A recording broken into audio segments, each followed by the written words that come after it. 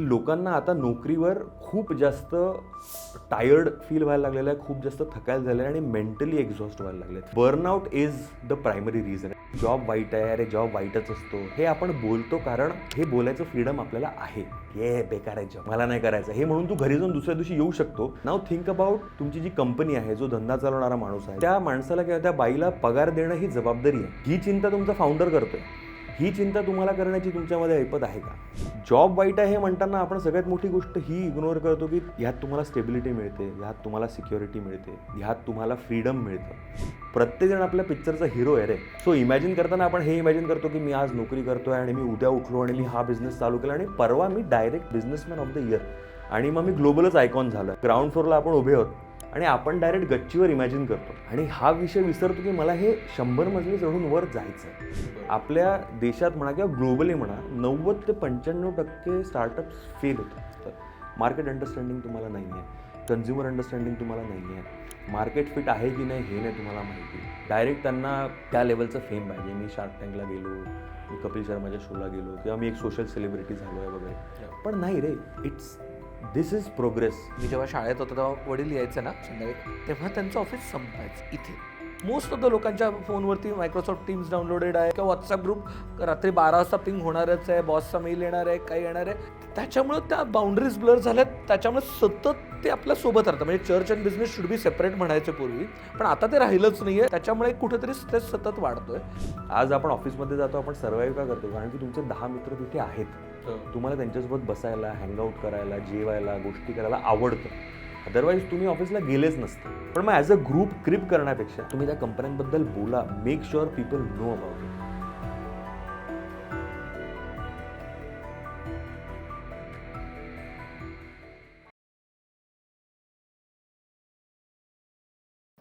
Hello hi hello नमस्कार. तुमच्या सगळ्यांचं मनापासून खूप खूप स्वागत आहे द मुक्तमुख शो म्हणजेच डॅटच्या या नव्या कोऱ्या एपिसोडमध्ये.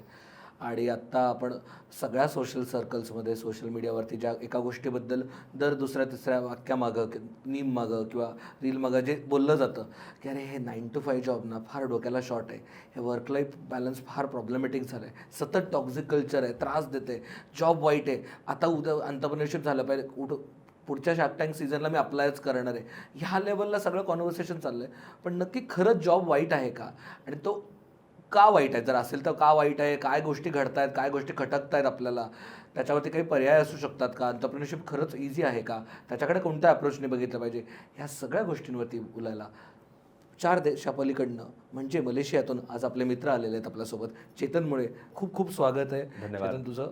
तुम्ही अर्थात चेतनला ओळखता, तुम्ही त्याला मागचा एपिसोड बघितला आहे. चेतन मलेशियामध्ये एका मार्केटिंग अँड ॲडव्हर्टायझिंग कंपनीमध्ये सिनियर लिडरशिप पोझिशनवरती काम करतो. त्यांनी कॉर्पोरेटमध्ये गेली कित्येक वर्ष काम केलं. त्यामुळे त्याला सगळ्या कॉर्पोरेट लॅडर्सबद्दल, त्याच्या कम्युनिकेशनबद्दल, त्यात होणाऱ्या गोष्टींबद्दल, इंटरनल आउटसायडर सगळ्या गोष्टींबद्दल माहिती आहे. स्वतः आपल्याला काही टिप्स देणार आहे. स्वागत आहे चेतन तुझं. आणि आजच्या आपल्या कार्यक्रमाचे जे प्रायोजक आहेत त्यांच्याकडनं तुला एक छोटी भेटवस्तू. अरे वा. ओके बायको, फायनली तुझ्यासाठी काहीतरी. एवढं असूनही माझ्या बायकोला वाटतं की अमुक तमुक मला का बोलवतात ती का. Okay sorry. मी चेतनला खूप वेगळ्या सेटअपमध्ये वेगळ्या कामांसाठी भेटलेलो आहे आणि आम्ही खूप वेगळ्या पद्धतीची कामं केली. म्हणजे मी तिकडे स्क्रिप्ट अशी लिहून घ्यायची असं सांगायचो आणि तो माझ्यासाठी स्क्रिप्ट लिहायचा रे. आणि आता तो सिनियर लिडरशिप वगैरे म्हणून आपण वेगळ्या सेटअपमध्ये जॉब बद्दल वगैरे बोलतोय. मला काहीतरी वेगळीच ट्रिप बसतीये. रायटर डिरेक्टर असं तुमचं नातं होतं नाही? Writer feedback giver. फीडबॅकच मिळायचा ओमकारकडनं. नाही पण गुड ओल्ड डेज. छान छान वाटायचं ते. येस. तर म्हणजे आजचा टॉपिकही खरं तर म्हणजे जॉब्स ज्यावेळेस आपण म्हणतो ना, आपण आज आपल्या आजूबाजूला खूप लोक बघतोय की एकतर माहीत नाही, एकतर ती सडन कुठून तरी वेव आली आहे, सगळ्यांना एकदम उद्योजक बनायचंय, ऑन्टरप्रेनर बनायचंय. आणि ॲट द सेम टाइम प्रत्येक जण आता जॉबच्या बाबत क्रिप करतो. म्हणजे आता आपल्या आधीचं जनरेशन पण होतं की म्हणजे आपल्या आईबाबांच्या जनरेशननी प्रायमरीली जॉबच केले होते.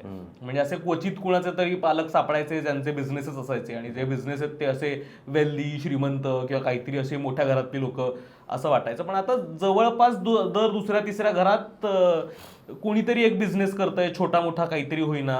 आणि जे जॉब करतायत they are look down upon. म्हणजे साधारण आपण त्याच पद्धतीने त्यांच्याकडे बघतो ना की अच्छा जॉबच करतोस होय, मग स्वतःचं कधी करणार आहे. म्हणजे जरी जॉब करत असला तरी लगेच पुढचा प्रश्न येतो, मग स्वतःचं कधी सुरू करतोस. तर असं काय होतं म्हणजे एकतर एवढं डिससॅटिस्फॅक्शन जॉब मार्केटमध्ये एवढं आहे असं का वाटतं? म्हणजे जर तिथपासून आपण कॉन्व्हर्सेशनला सुरू केली की एवढं डिससॅटिस्फॅक्शन का वाटतं ओव्हरऑल जॉब सिच्युएशन बद्दल? ॲक्च्युली क्रक्स असं आहे, म्हणजे before I answer that question, crux असं आहे की नोकरी करणाऱ्या माणसाला आपला समाज म्हणतो की स्वतःचं कधी करणार, आणि स्वतःचं काम करणाऱ्याला म्हणतो अरे नोकरी कर, जरा स्टेबल इन्कम घे वगैरे. सो ते दोन्हीकडनं बोलणारे असतात. मला वाटतं डिससॅटिस्फॅक्शनचा ट्रेंड हा खूप रिसेंट आहे. हा खूप लॉंग ट्रेंड नाही आहे. So I was reading about this की एकंदरीत की डिससॅटिस्फॅक्शन स्कोअर हा कसा मूव्ह झालेला आहे, आणि मी जरा वाचता वाचता एक 50 वर्ष आधी वाचलं. सो जर 3 फेजेस बघितले, so back in the time म्हणजे साधारण 70, 80, 90 त्या दरम्यान, अपार्ट फ्रॉम जो आपला स्लो डाऊन किंवा जे काही नॅशनल क्रायसिस झाले होते 80-90 मध्ये, ते सोडलं तर ओव्हरऑल नोकरीवर असंतुष्टता कमी होती. लोक खुश होते, मेनली गव्हर्नमेंट सेक्टरमध्ये कामाला होते, जॉब सिक्युरिटी होती, कारण पेन्शन मिळायची, सगळं लोकांना माहिती होतं. आणि नोकरी म्हणजे तेव्हा तर काय अशा गोष्टी चालायच्या ना की अरे स्टेट गव्हर्नमेंटमध्ये इंजिनियर आहे, आणि त्यावर मग तुमचं ठरायचं की वरदक्षिणा किती देणार वगैरे. बट एनिवे, सो तेव्हा डिससॅटिस्फॅक्शन कमी होतं. देन केम अ फेज जेव्हा ग्लोबल स्लोडाऊन वगैरे झाला होता. मला साधारण वाटतं 2008-9च्या दरम्यान स्लोडाऊन होता, नोकऱ्या खूप कमी झाल्या होत्या. सो तेव्हा डिससॅटिस्फॅक्शन थोडं वाढलं होतं. तेव्हा अनसर्टन्टी वाढली होती डिससॅटिस्फॅक्शन म्हणण्यापेक्षा. पण जी मेजर, जे तू सुरुवातीला म्हणाला ना की आजकाल आपण every other meme is about how 9 to 5 job is bad, हे गेल्या 5 वर्षांमध्ये खूप वाढलं आहे. आणि दॅट इज पोस्ट कोविड. आणि post Covid the primary reason जे आहे डिससॅटिस्फॅक्शनचं, ते माझ्या दृष्टीने आणि जे काही मी वाचलं त्यानुसार इज बर्नआउट. की लोकांना आता नोकरीवर खूप जास्त टायर्ड फील व्हायला लागलेलं आहे, खूप जास्त थकायला झालेलं आहे, आणि मेंटली एक्झॉस्ट व्हायला लागले आहेत. फिजिकली एक्झॉस्ट तर आपण, म्हणजे आपल्याला सवय आहे 12 तास काम, हे शहरात काम करणाऱ्या माणसाला आपण यूज टू आहोत, 12-12 तास आपण काम करू शकतो. सो फिजिकली एक्झॉस्टिव्ह तर आहेच, पण मेंटली टायरिंग झालं. आणि म्हणून बर्नआउट जे म्हणतात आपण, मेंटली टायरिंग झाल्यामुळे आय थिंक ही ट्रेंड खूप वाढायला लागली. आणि ट्रेंड का वाढते, कारण of course medium of expression available आहेत. So through memes, through videos, through whatever आपण ते सगळे काढायला लागलो, आणि ते आपल्यापर्यंत पोहोचायला लागलेलं आहे. सो एकंदरीत ते चर्चेत यायला लागलेलं आहे, which is a good thing, कारण त्याच्यामुळे बऱ्याच कंपनीज करेक्टिव्ह मेजर्स घेत आहेत. पण burnout is the primary reason. आणि त्याच्या मागे कारण मला असं वाटतं की अगेन, जर आपण एक 3-4-5 दशकांचा काळ बघितला, आणि आय विल कम टू की ऑन्टरप्रेन्योर किंवा बिझनेसवाला अँगल काय आहे तो, ते मी बोलतो थोड्या वेळात. पण एक 50 वर्षांचा जर काळ बघितला, सो अल्टिमेटली नोकरी करणारा माणूस कुठे नोकरी करतो, एका पर्टिक्युलर कंपनीसाठी काम करतो. He or she is contributing to that organisation's growth. बरोबर. सो अल्टिमेटली ती ऑर्गनायझेशन पण एक बिझनेस करते आहे, धंदा करते आहे, जी काय करते. गेल्या 50 वर्षात cost of running a business has gone up like 10-50 times. 10 ते 20 पटीने कॉस्ट ऑफ रनिंग बिझनेस वाढला आहे. म्हणजे ॲडजस्टेड टू इन्फ्लेशन बघितलं तर $5,000 जर का बिझनेस साधारण एक 80 सुरू होत असेल, तर आज $50,000 त्याला लागतात. आणि कॉस्ट इन्फ्लेशन वाईज म्हण, cost of production, cost of manufacturing, human resource cost, सगळ्या गोष्टी वाढल्यात. आणि एस्पेशली कोविडनंतर त्याच्यामुळे कॉस्ट कटिंग मेजर्स पण त्याच रेटनी वाढलेत. सो आधी प्रॉफिट जास्त होता, आता प्रॉफिट कमी आहे. So the entire ecosystem is working towards making the most of it. की मी जास्त प्रॉफिट कसा बनवू हे, आणि धंद्याचं सूत्र हे एकच आहे. नो मॅटर आपण किती इमोशनली विचार करू की माझी फॅमिली आहे, आणि वर्क कल्चर आहे, आणि वर्क फ्रेंड्स माझे हे आहेत ते वगैरे आहेत, चांगले आहे, उत्तमच आहेत. पण ultimately the ultimate truth of business is how do I make profit, how do I make money. आणि कोविडनंतर ती गोष्ट अजून जास्त वाढली आहे. Profit making after covid is very very critical. कारण 2020, 21, 22 जर आपण 3 वर्ष धरलेत, विच इज कोविड आणि आफ्टर कोविड रिकव्हरी फेज, 3 वर्ष धंदे बसले होते रे. छोटा धंदा म्हणा का मोठा धंदा म्हणा, धंदे बसले होते. म्हणजे बरेच लोक आपल्या ऐकिवात असतील जे सिनियर रोल्समध्ये होते, त्यांचे पगार अर्धे होते. की जे लाखो रुपयांमध्ये पगार घ्यायचे, त्यांचे पगार अर्धे झाले होते, कारण त्यांना माहिती नव्हतं काय होणार आहे काय नाही. सो कंपन्यांनी म्हटलं की तुमची सगळ्यात जास्त कॉस्ट आहे, इन्स्टेड ऑफ फायरिंग यू आम्ही तुमचा पगार अर्धा करतो. किंवा बऱ्याच कंपनीजमध्ये फायर पण केलं. सो 3 वर्ष जर का तुझा धंदा चाललाच नाही आहे, सो त्याच्या पुढे तो धंदा रिगेन करायला तुम्हाला काही वर्ष टाकावे लागतील ना. सो लेट्स से 2020, 21, 22 हे 3 वर्ष जर का सेटबॅक इयर होता, आज आपण 24मध्ये आहोत. सो 23 आणि 24 आणि आता 25 मध्ये जाऊ. सो 2 वर्ष पूर्ण असे घडलेले आहेत जेव्हा कंपनी रिकवर होते. आता obviously when you're in that recovery phase you need to take those extreme steps profit वाढवण्यासाठी. कारण अल्टिमेटली तुम्हाला कॉस्ट ही चालवायची आहे, लोकांना पगार द्यायची. आणि आपला देश किंवा चायना जिकडे ह्युमन रिसोर्स खूप जास्त आहे, ग्लोबली आपली ह्युमन रिसोर्स कॉस्ट भारतात सगळ्यात कमी आहे. कारण आपल्याकडे लोक खूप आहेत आणि म्हणजे बेसिकली अवेलेबल खूप आहेत. सो इन अ वे एक मॉरल रिस्पॉन्सिबिलिटी कंपनीजची ही पण होते की जॉब क्रिएशन, एम्प्लॉयमेंट जनरेशन ही राहिली पाहिजे. म्हणूनच आपलाच असा देश आहे ना की जिथे आपण टोल नाक्यावर गेलो की गाडी थांबवायला एक माणूस असतो, पैसे घ्यायला एक माणूस असतो, रसीद द्यायला एक माणूस असतो, तो बार उचलायला एक माणूस असतो. सो तुझ्या टोल नाक्यावर कामाला 5 लोक ठेवतो आपण, कारण हे एम्प्लॉयमेंट क्रिएशन आहे उदाहरणार्थ. सो ते सगळं चालवणं पण महाग आहे. सो मी नेहमी म्हणतो की अरे जॉब वाईट आहे. आपल्या लास्ट पॉडकास्टमध्ये आपण समवेअर वी टच्ड अपॉन दिस की जॉब वाईट आहे, अरे जॉब वाईटच असतो. हे आपण बोलतो कारण हे बोलायचं फ्रीडम आपल्याला आहे, राईट. नोकरीत असणाऱ्या माणसाला हे फ्रीडम आहे की हे बेकार आहे जॉब, हाड मला नाही करायचं. हे म्हणून तू घरी जाऊन दुसऱ्या दिवशी येऊ शकतो. 25 तारखेला किंवा 30 तारखेला किंवा 1 तारखेला तुझा पगार झाला नाही तर परातभर फाटते तुझीच की अरे पैसे नाही आले, पैसे नाही आले. नाव थिंक अबाउट तुमचा जो काही तुमची जी कंपनी आहे, जो धंदा चालवणारा माणूस आहे, जो ऑन्टरप्रेनर आहे, तो आहे, त्या माणसाला किंवा त्या बाईला पगार देणं ही जबाबदारी आहे. आज जर का शार्दूल ओमकार चेतनच्या अकाउंटमध्ये 50,000 महिन्याला मी नाही टाकले पगारासाठी तर he or she will not be able to run his house. ही चिंता तुमचा फाउंडर करतोय. ही चिंता तुम्हाला करण्याची तुमच्यामध्ये ऐपत आहे का? म्हणजे जे ग्लोरिफिकेशन ऑफ बिझनेस किंवा ग्लोरिफिकेशन ऑफ ऑन्टरप्रेनरशिप जे आपण म्हणतोय की हो मला व्हायचं आहे, अर्थात म्हणजे वेल्थ क्रिएशन, वेल्थ मॅनेजमेंट हे म्हणजे किक देणारीच गोष्ट आहे. आज मी 100 आहे आणि उद्या मी 1,00,000 बनवले, किक मिळतेच, अर्थात मिळते. पण ती किक मिळण्यासाठी जो डिसिप्लिन आहे किंवा जी तुम्हाला शिस्त लागते, जे स्किल लागतात, जे रिस्क घ्यावे लागते, ते रिस्क घ्यावी लागते, ती तुमच्यात आहे का? हे नोकरीबद्दल क्रिप करणाऱ्या प्रत्येक माणसाने विचारावं. क्रिप करणं चांगलं आहे, क्रिप करा, बेस्ट. डिस्ट्रेस म्हणजे बेस्ट आहे ते की तुम्ही घरी जा, नोकरी वाईट आहे म्हणा. मी म्हणतो, रोज म्हणतो, माझी बायको मला रोज म्हणते की तू क्रिप करतो आणि तरी तू करत असतो. पण ती somehow that is our coping mechanism की गेलो आणि आपण बोललो, कारण आपण इमोशनल आहे. Ultimately we are humans. What makes us human is emotions. So घरी जाऊन वाईट वाटणे, चिडचिड होणे, राग येणे हे स्वाभाविक आहे. सो त्यासाठी क्रिप करतो. पण त्यातनं चुकीचे निर्णय घेऊन मी आज नोकरी सोडली आणि मी स्टार्टअपच लॉन्च केला, मी बिझनेसच लॉन्च केला, मी सेल्फ एम्प्लॉयडच झालो, मी फ्रीलान्सरच झालो. मला वाटतं this should be taken through a process.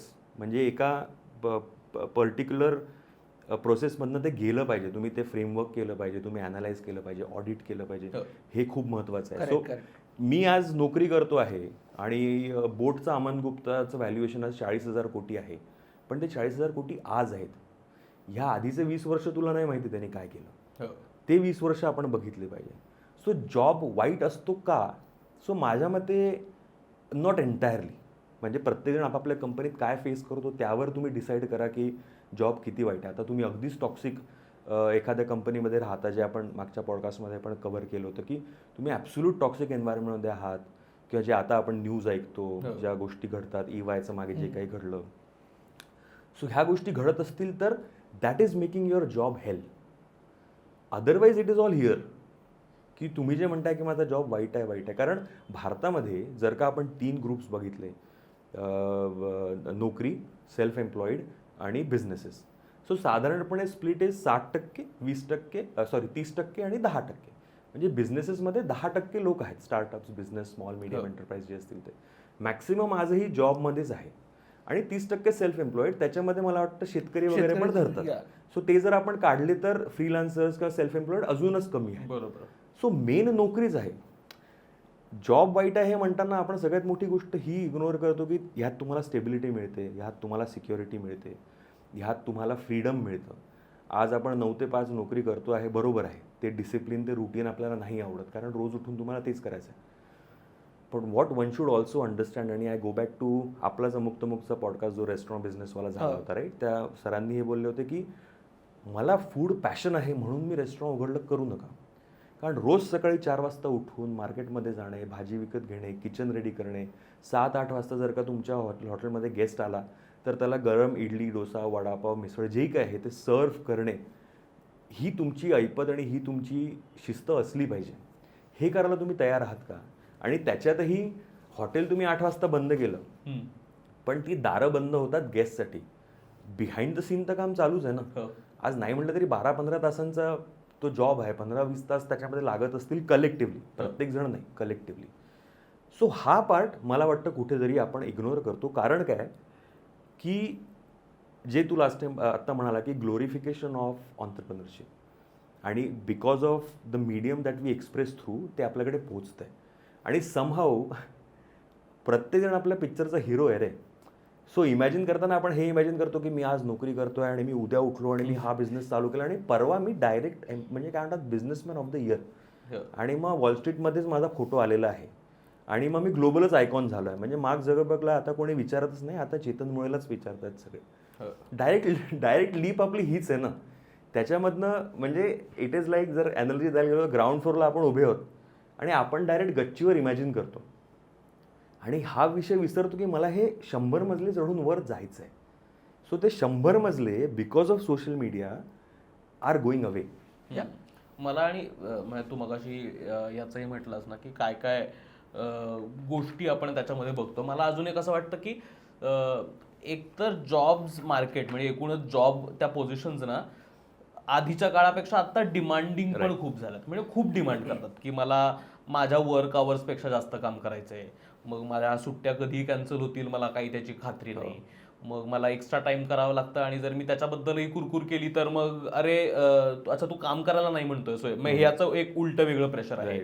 त्याच्यासोबत सतत तुला काहीतरी आता म्हणजे आपल्या आईवडिलांच्या जनरेशनपर्यंत अपस्केल करा, काहीतरी नवीन शिका, ह्याचं प्रेशर कधीच नव्हतं. पण मग आता मला काहीतरी AI येतंय, मला काहीतरी हे येतंय, तर ते पण नवीन काहीतरी अक्वायर करायचंय, ते काहीतरी नवीन शिकायचंय. मग त्याच्यासोबत अजून छोटे छोटे काय कम्युनिकेशनचे कोर्सेस करा, हे कोर्सेस करा, असे काही काही एक बंडल्स तयार करत राहायचं आहे. प्लस परत मग ते आता एक वेगळं सोशल बर्डन पण आहे की मला ऑफिस झाल्यानंतर काय ऑफिसच्या ग्रुपसोबत हँगआउट करायचंय. मग ते जर नाही केलं मी विकेंड्स ना तर मग मला कदाचित मी त्या ग्रुपचा नेटवर्किंगचा भाग नसीन आणि मग तिथं काही डिस्कस झालं तर I won't be part of it. मग ते काहीतरी एक वेगळं प्रेशर येतं. तर मला असं वाटतं की एकतर वन ऑफ द रिझन्स की का जॉब वाईट वाटायला लागलेत ना की जॉब एक्सपेक्टही खूप करतात माणसांकडनं. म्हणजे मान्य आहे की सिक्युरिटी मिळती आहे, मान्य आहे की महिन्याला पगार मिळतो आहे आणि मला घरी जाऊन झोपता येते आणि मला कंपनी कशी चालवायची याचं टेन्शन नाही घ्यावं लागत आहे. पण तरीही हे म्हणताना पण की जरी ते एम्प्लॉईवर कंपनी चालवायचं टेन्शन नाहीये पण त्याला त्याच्या डोमेनमध्ये तर नंबर आणायचेच आहेत ना. म्हणजे जरी मला काय कंपनीसाठी सगळ्यांचा पगार नाही आणायचा आहे पण मला माझ्या डोमेन म्हणजे मी काय सेल्स रन करतोय आता तर मला माझ्या कंपनीसाठीच्या लोकांचा पगार तर आणायचेच आहेत. तर माझे सेल्सचे टार्गेट आहेतच की त्याच्यामुळे कदाचित असं वाटू शकतं की यार मी हे सगळं जर करतोय तर मग स्वतःचं का नको करू.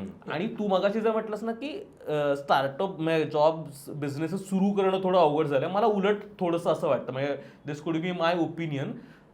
बिझनेस सुरू करणं आता सोपं वाटायला लागलंय.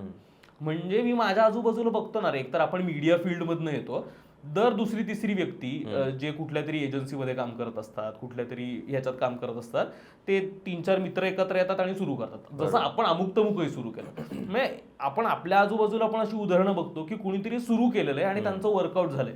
मग असा प्रश्न मिळायला लागतो की यार मी इथं अडकलो तर आहे, मी सगळं करतोय जे कदाचित ऑन्टरप्रेनर करतो, मला काय कामाचं टेन्शन आहे, मला घरी जाऊन कामही करावं लागतंय, मला सुट्टी घेता येत नाहीये, मला नेटवर्किंग पण करायचंय, मग मी माझं स्वतः का नको करू. तर मला स्वतः जे म्हणालास आणि मला खूप मगाशी मी दोन्ही त्या द्वंद्वात अडकलो होतो आणि मला लक्षात आलं की 2-3 मुद्दे महत्वाचे आहेत.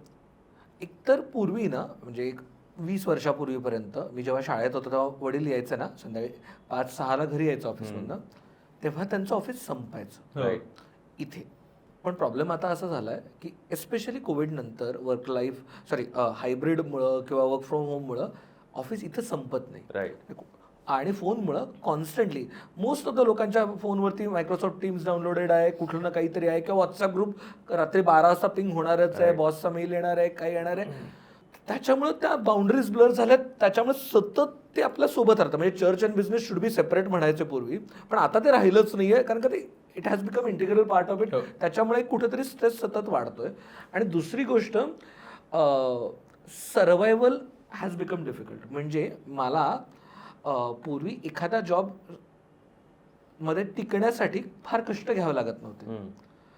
एखादा बँकेत लागला पूर्वी 30 वर्षापूर्वी तर तो लागलाच तो. मिनिमम काम लागायचं. ते पोस्टात चिकटणे असं म्हणायचे, पोस्टात चिकटलाय, जॉबला लागलाय म्हणायचं नाही, पोस्टात चिकटलाय तो. याला कुठेतरी चिकटवून द्या पण म्हणायचं. हा, सो त्या अर्थाने ते तसं होतं. सो त्यामुळं त्या लोकांना ही जबाबदारी होती, सॉरी ही जाणीव पण होती की ते जॉबकडनं ते एक्सपेक्ट पण करत नव्हते. सो माझ्या वडिलांचा पगार जो काही 89ला ते जॉईन झाले असतील तेव्हा जो पगार होता त्याच्या हळूहळू हळूहळू हळू वाढत तो जो काही रिटायरमेंटला झाला तो ऑलमोस्ट तोच पगार आपण आपल्या करिअरच्या मोस्ट ऑफ द लोकांच्या घरी बिगिनिंगला असतो आणि आपल्याला तोच पगार विदिन 5 years डबल करायचा असतो. विदिन 10 years तो किमान चौपट करायचा असतो. जर समजा एखादा जॉईन झाला 3.5-4 लाख पर ॲनमला, म्हणजे आता जी TCSचा जोक चाललाय सगळीकडे की अजूनही 3.25 लाख रुपये ॲव्हरेज आहे, त्याचं ॲम्बिशन, प्रत्येकाचं ॲम्बिशन असतं की जर मी 22व्या वर्षी मला 3.25 लाख झालंय तर मला 30व्या वर्षी 30 लाख मिळायला पाहिजे, 40 लाख मिळायला पाहिजे.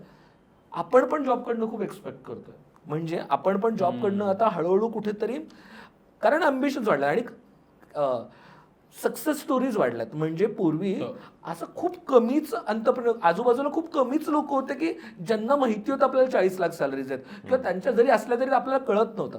आता सोशल मीडियामुळं, आता त्यांच्या लाईफस्टाईलमुळं आपल्याला सतत दिसतं की अरे हा कसला भारी आहे रे, हा कसा, म्हणजे अमन गुप्ताबद्दल आपल्याला खूप भारी वाटतं, दीपेंदर गोयलबद्दल भारी वाटतं की त्यांनी त्याच्या बायकोला हे गिफ्ट केलं, ते गिफ्ट केलं, कारण हे मला नव्हतंच माहिती 30 वर्षापूर्वी. सो म्हणून माझ्या जॉबकडनं पण मला काहीतरी एक्सपेक्टेड आहे.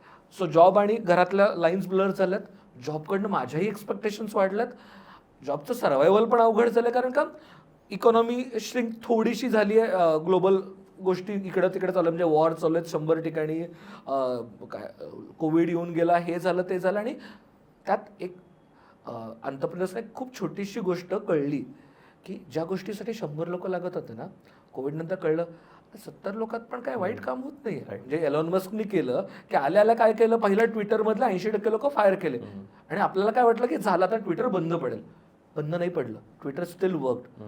आता हे कुठेतरी एंटरप्रेन्योर्सना कळलं की कमी लोकात पण चालू शकतो. सो त्यामुळे तेही पिळतायत, आणि आपल्यालाही असं ते खूप काहीतरी, म्हणजे इतका तो ग्रे प्रॉब्लेम तयार झाला. म्हणजे एंटरप्रेन्योर्स पण आर पुशिंग हार्ड की मॅक्सिमम ॲबिलिटी एम्प्लॉईजकडनं काढली पाहिजे, आणि एम्प्लॉईज पण एक्सपेक्ट करतात की मला दरवर्षी 20% 30% ग्रोथ झाली पण नाही तर मी सोडतो. सो त्यामुळे ते खूप आपल्याला जॉब हा असा ब्लॅक अँड व्हाईट जॉब राहिलाच नाही असं मला वाटतं. सॉरी, मी खूपच मोठा होऊन घेतला. जर तुम्ही म्हणताय की आपल्या गेस्टकडनं आज आपण समजून घेतलं की जॉब वाईट असतो का, आणि ओंकार आणि चेतन मुक्तमुखमध्ये आपलं स्वागत करतात. आज आपले गेस्ट शार्दुल कदम. नाही सॉरी, कमी वाटतं द पॉईंट, तुझा मुद्दा बरोबर आहे. Again it goes back to choices, right. आज तू नोकरीकडनं ते अपेक्षित आहे किंवा तू ते एक्सपेक्ट करतोय, याचा अर्थ काय की तुला जर हवं आहे तर जावई नाही आहे ना तू, आणि तू सासूरवाडीत बसला नाही आहे की सासू सासरे विचारू न करता तुला देऊन टाक. ते जर तुला देतात तर तुझ्याकडनं घेतील. दुसरी गोष्ट, pushing boundaries in terms of काम आणि इन टर्म्स ऑफ वर्क आणि ह्या सगळ्या गोष्टी again goes back to the recovery phase, की गेल्या 2-3 वर्षांमध्ये धंदे जे ठप्प झाले आहेत ती रिकव्हरी त्यांना हवी आहे ना, आणि त्यांना हे कळलेलं आहे की जर का मी बाउंड्रीज पुश केल्या तर 8 तास काम करणारा माणूस 12 तास काम करू शकतोय, 13 तास काम करू शकतो, नाही असं नाही आहे. आणि भारत देश हा खूप सध्या युनिकली प्लेस्ड आहे. जर का आपण ग्लोबली बघितलं तर आपण इतक्या फास्ट ग्रोथ फेजमध्ये आहोत. म्हणून आज तू बघ ना, म्हणजे आपण, मला वाटतं स्टार्टअप इकोसिस्टममध्ये आपण 3ऱ्या नंबरवर आहोत की most number of startup, successful startup, या सगळ्या गोष्टी, आणि कितीतरी इंडियन कंपनीज युनिकॉर्न झाल्यात. बोट इंडिया, मेक इन इंडिया, आपला मेड इन इंडिया ब्रँड आहे, इंडियन ब्रँड आहे. झोमॅटो म्हणा, आज इंडियन कंपनीजबद्दल बोललं जातं ॲज अ ब्रँड. तर आपण जर का त्या ग्रोथ फेजमध्ये असू आणि आपण समजा ते वाढतोय सध्या, तर ऑब्व्हियसली तुम्ही जास्त डिमांड करताय. आपण आरामात बसू शकत नाही, आपण ऑटो पायलटवर गेलेलो नाही आहे, आपले प्रोसेस एफिशियन्सी आपण अजून अचीव केलेली नाही आहे. सो आपण आपला पोटेन्शियल डिस्कवर करत चाललेलो आहे की किती करू शकतो, अजून किती करू शकतो, अजून किती करू शकतो. सो त्याच्यामध्ये एंटायर इकोसिस्टम तेवढी प्रेशरमध्ये काम करते. आणि जसं तू बोलला की आपल्या आईवडिलांच्या काळात इन्क्रीमेंट्स हे गव्हर्नमेंटच्या 5th पे कमिशन 6th पे कमिशन ह्यावर अवलंबून होते राईट. 10-10 12-12 वर्षांनी पगार वाढायचे, 10-15 वर्षांनी हे व्हायचं. आणि जसं चिकटवला हा जो ही जी कॉन्सेप्ट आहे, if you go back to 80s 90s, म्हणजे आपलं ग्लोबलायझेशन व्हायच्या आधी आपल्यावर लोन होतं, अजूनही आहे लोन. म्हणजे आपण अशा परिस्थितीत गेलो होतो की आता देश संपला. आपली जर बाजारपेठ उघडली नसती आणि ग्रेट मनमोहन सिंगांनी तो विचार मांडला नसता, तर आपला देश कदाचित खूप ट्रबलसम फेजमधनं गेला असता. 93 मध्ये जेव्हा आपली बाजारपेठ उघडली आणि जेव्हा ह्या गोष्टी घडल्या, आज आपण बसून गोष्टी सांगू शकतोय की मी बिझनेस उघडणार, मी फ्रीलान्सर होणार वगैरे, कारण त्या ऑपॉर्च्युनिटीज अवेलेबल झाल्या. आणि अर्थात मग the whole ecosystem change, diaspora change, landscape change, सगळ्या गोष्टी बदलल्या. सो तुला जर 3 लाखाचे 30 लाख करायचे आहेत, तर कंपनी पण तुझ्याकडनं 30 लाखाचं काम घेणार, राईट. सो ते एक अंडरस्टँडिंग बेसिक माहितीच असलं पाहिजे. आणि मला असं पर्सनली वाटतं, बरं, ह्याला काही रिसर्च आणि ह्याला काही हे नाही आहे.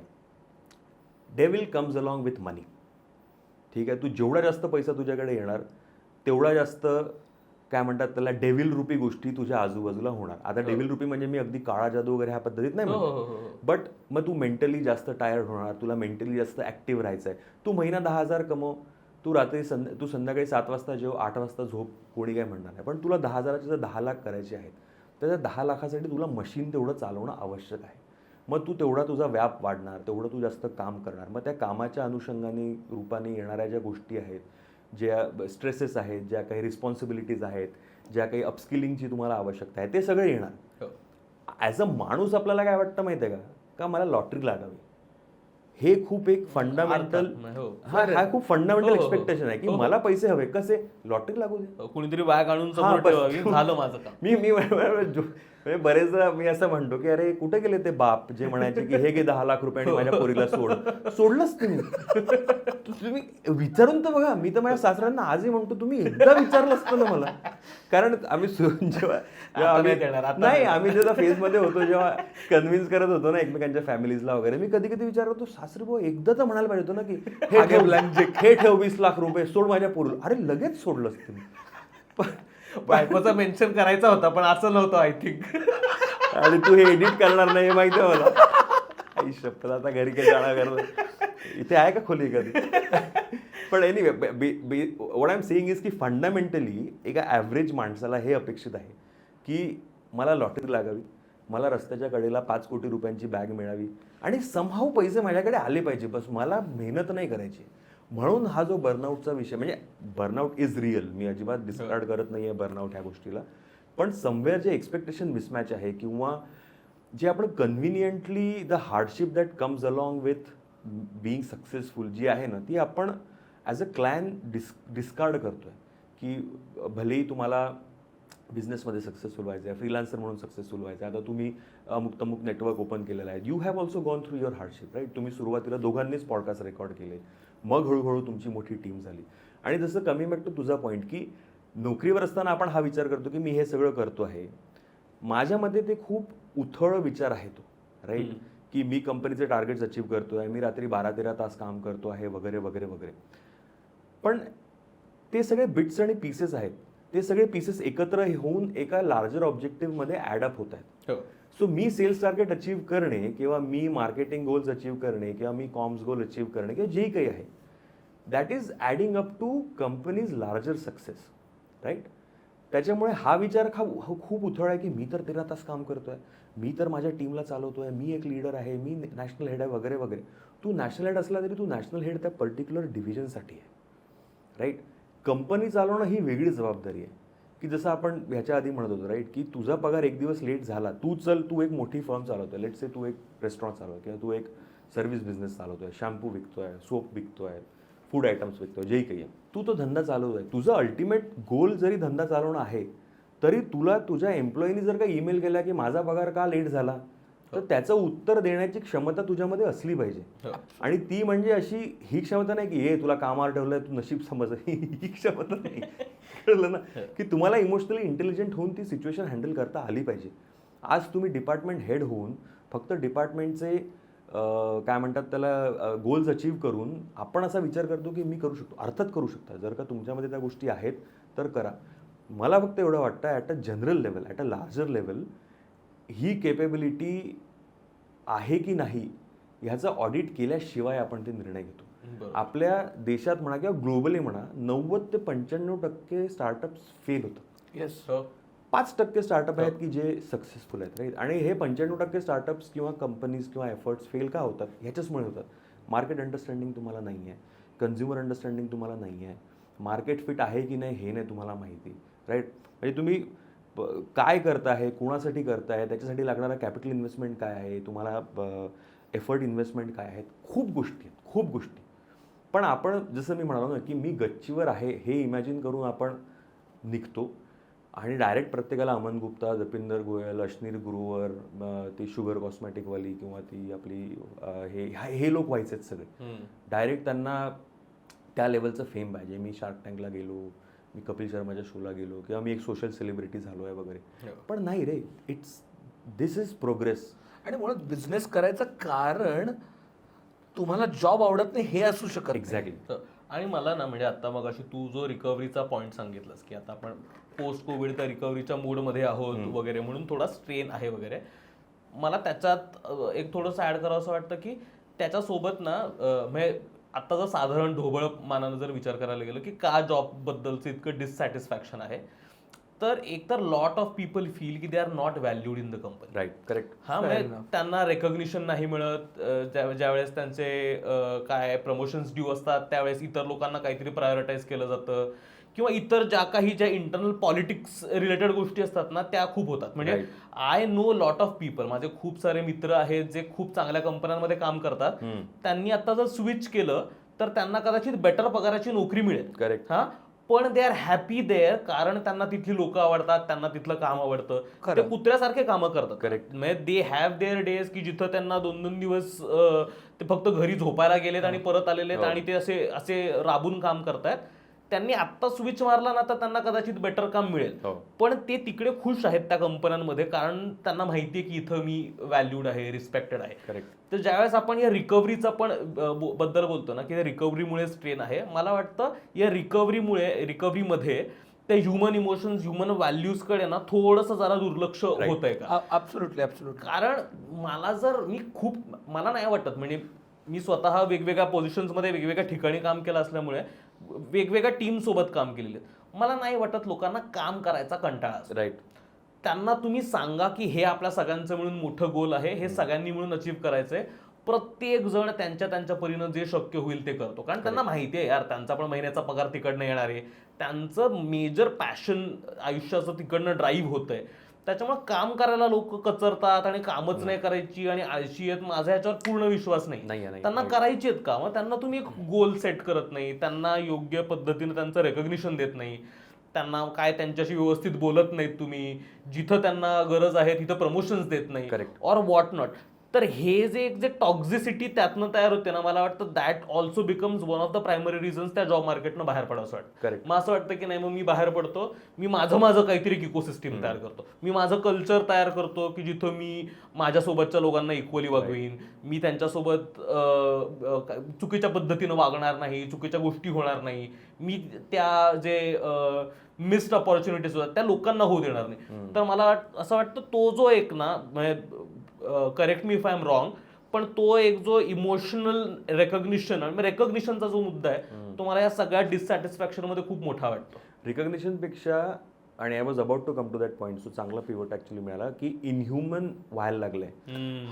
एकंदरीत आपली जी इकोसिस्टम आहे आणि ही खूप इनह्युमन व्हायला लागली की अल्टिमेटली काय झालंय की मला प्रॉफिट मिळवायचं आहे, हे अल्टिमेट गोल घेऊन लोक चालतायत आणि मला ते लगेच मिळवायचं आहे. कारण मी लेट्स से 2020 पर्यंत मी एका एक्स स्टेजला होतो, 2020 ते 23 मध्ये मी एक्स डिवायडेड बाय 3 झालो, म्हणजे 30% कमी झाला, 60% कमी झाला. आता मला ते एका वर्षात रिकवर करायचं आहे. सो प्रॉफिट हा अल्टिमेट गोल झाला असल्यामुळे ॲज अ ह्युमन बिईंग आपण तो इमोशन अँगल बाजूला ठेवला, जो खूप इनह्युमन झाला. जो पॉईंट खूप करेक्ट आहे की खूप रिकग्निशन पण जाऊ दे, प्रमोशन पण जाऊ दे, प्रमोशन एक वेळ देतील पण काही सिलेक्ट लोकांना ज्यांना माहिती आहे ना की जे गाढवासारखं काम करू शकतात. सो त्यांच्यासाठी माहिती आहे की पैसा हे, आपण जोकमध्ये पण म्हणतो ना की मला प्रमोशन पाहिजे होतं, ऑफिसने पिझ्झा पार्टी दिली, आता मी खुश आहे.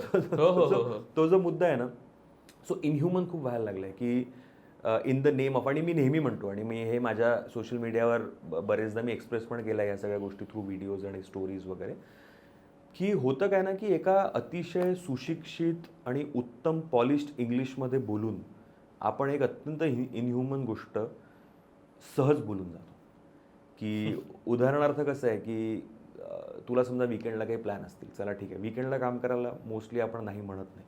जसं तू म्हणाला की माहिती आहे रे मला काम करायचं आहे, आणि जर का मी एक आज इंटिग्रल आपण रविवारी जसं शूट रविवारी आपण जसं शूट करतोय, मिसळ खाल्ली आहे, आम्ही मिसळ खाल्ली आहे मित्रांनो, थाळी नाही खाल्ली. आम्ही मिसळ खाल्लेली आणि चांगली मिसळ खाल्ली आहे. ब्रँडचं नाव नाही घेत मी, पण चांगली मिसळ खाल्ली आहे.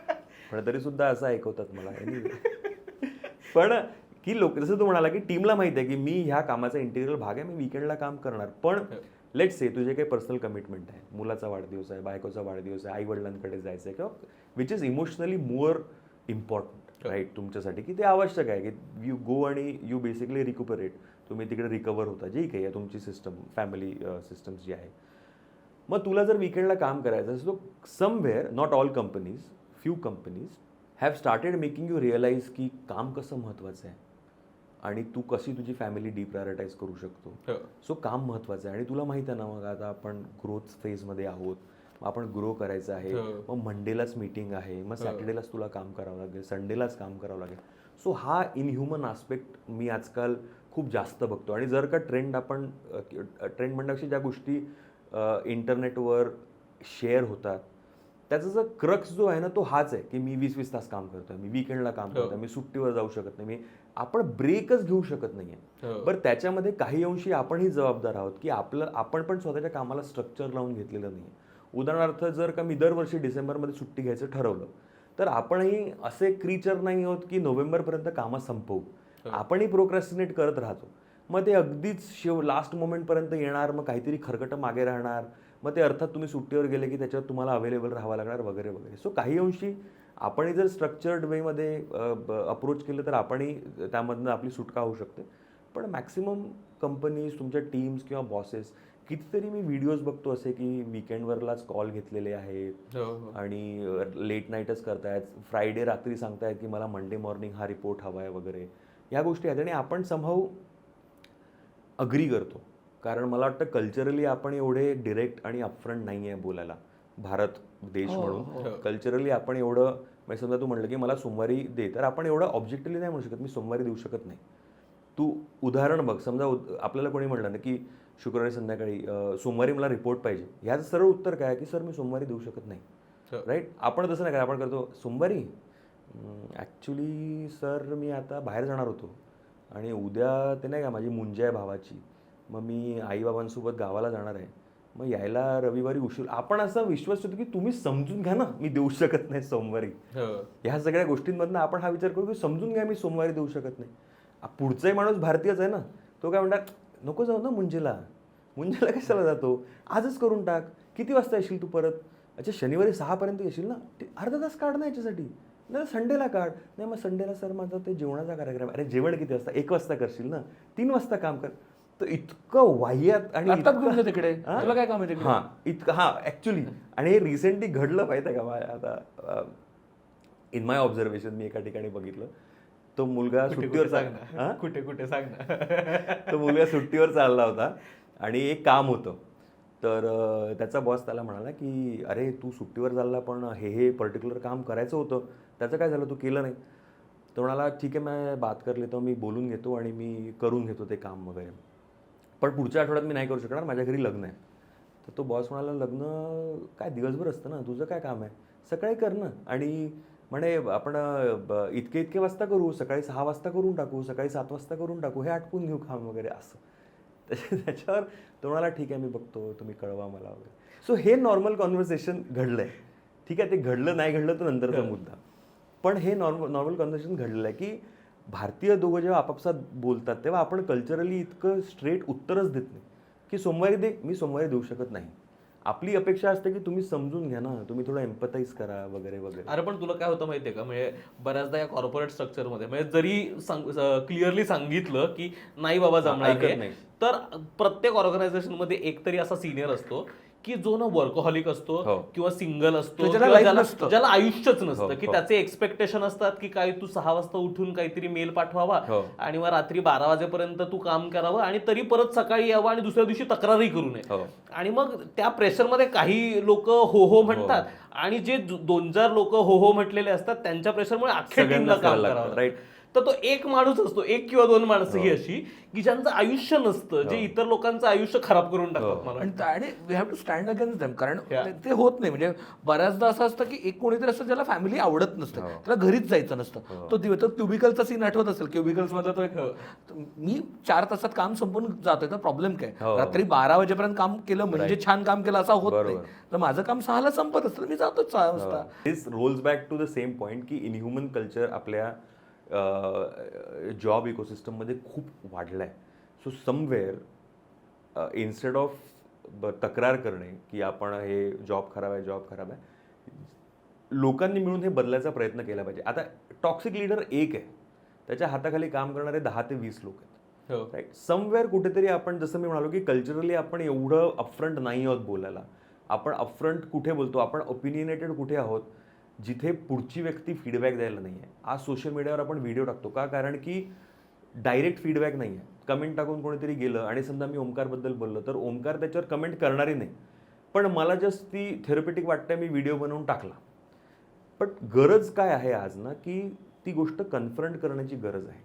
की जर का असं नाही 100% कंपन्यांमध्ये हेच घडतं असं नाही आहे, बऱ्याच कंपन्यात असेल जिथे चांगलं पण कल्चर आहे.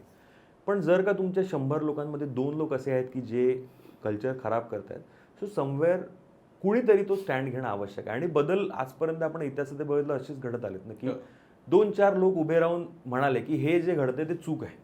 ब्रिटिशांनी 150 वर्ष राज्य केलं, शेवटच्या 20-30-40 वर्षांमध्ये काही 10-15 लोकांनी उभं राहून हे बोलले की हे जे होतं ते चुकीचं आहे, आम्हाला आमचं स्वातंत्र्य हवं. राईट, तेव्हाच तो बदल हळूहळू घडायला लागतो. I know it is easier sed than done, पण कुणीतरी आणि कलेक्टिव्हली लोकांनी ना ह्याबद्दल आवाज उठवणं गरजेचं आहे. कारण की the core reason is being inhuman at work. So मग ती कंपनी इनह्युमन असू शकते, तुमचा बॉस इनह्युमन Particular माणूस असू असू शकतो, शकतो. किंवा तुमची लिडरशिप इनह्युमन असू शकते, कुणी असू शकतं. तुमचं सिस्टम इनह्युमन नाही आहे. आज आपण ऑफिसमध्ये जातो, आपण सर्व्हाइव्ह का करतो, कारण की तुमचे 10 मित्र तिथे आहेत. तुम्हाला त्यांच्यासोबत बसायला, हँगआउट करायला, जेवायला, गोष्टी करायला आवडतं. अदरवाईज तुम्ही ऑफिसला गेलेच नसते. तुम्ही अतिशय लेट्स से फॉर एक्झाम्पल फारच वाईट बॉसच्या हाताखाली काम करताय, पण आपण तरी जातो, तरी कारण ते 10 लोक एकत्र जेल झाले आहेत. तुम्ही ॲज अ ग्रुप काम करताय, राईट. पण मग ॲज अ ग्रुप क्रिप करण्यापेक्षा ॲज अ ग्रुप आपण स्टँड घेऊन ती गोष्ट एलिमिनेट केली पाहिजे. त्यांना नाही देऊ शकत ना फीडबॅक. आणि आज कंपन्यांचं स्ट्रक्चर असं आहे की कंपनीज ह्या गोष्टी इग्नोर करू शकत नाही. आणि जर काय कंपनीज ह्या गोष्टी इग्नोर करतात तर तुम्ही कॉल आउट करा. तुम्हाला कितीतरी मोड ऑफ एक्सप्रेशन आहेत, ग्लास डोअर आहे. की तुम्ही जा, तुम्ही त्या कंपन्यांबद्दल बोला, make sure people know about it. Right, त्या सगळ्या गोष्टी स्ट्रक्चर वेमध्ये तुम्ही फाइंड आउट करा आणि त्या गोष्टींना वाचा फोडा. मला वाटतं आपण collectively as people who rely so much on jobs, आपण त्या गोष्टीला वाचा फोडणं आवश्यक आहे. नाही तर मग हेच राहणार. कारण इनह्युमन हे सिस्टममध्ये असतातच असतात. तुमची कंपनी इनह्युमन आहे का, नाही आहे. ते लोक त्यांचं काम करतात, त्यांनी स्ट्रक्चर बांधून दिलेलं आहे, त्यांनी त्या लोकांना कामावर ठेवलेलं आहे, ते लोक ते काम करणार. आणि जर तू बायजूसचं म्हणाला, सो ह्या केसेस खूपच युनिक आहेत. कारण हे लोक फंडिंगमध्ये हजारो शेकडो कोटी रुपये उचलतात. आणि होतं काय ना, की त्यांना पैसे उचलताना दाखवावं लागतं की आमचे एक्सपेन्सेस काय आहेत. ते कधी कधी इन्फ्लेट करून सांगतात, राईट, की आमचे हे एक्सपेन्सेस आहे आणि ते तुम्हाला गरजही नाही आहे. सो हा जो ट्रेंड आहे ना, की पैसे घेतलेत पण मी ते पैसे ठेवले आणि मी ग्रोथ दाखवली आणि पैसे इन्व्हेस्टरला परत केले, हे आपलं माइंडच नाही. आपलं हे 100 रुपयाची लॉटरी लागली, 100 रुपये उडवा. राईट, सो मग ते कॉस्ट म्हणून जे हायरिंग करणं, लोकांना खूप भले मोठे पगार देणं, हे जे होतात ना, सो तू ॲक्च्युली स्टडी कर. तुझ्या मित्राला आज नोकरी मिळाली बायजूसमध्ये 50 लाख, त्याचं आयुष्य हे 1-1.5 वर्षानंतर खराब होतं आहे का, कारण की first round is about showing expenses, त्याच्यामध्ये रिक्रुटमेंट झाली.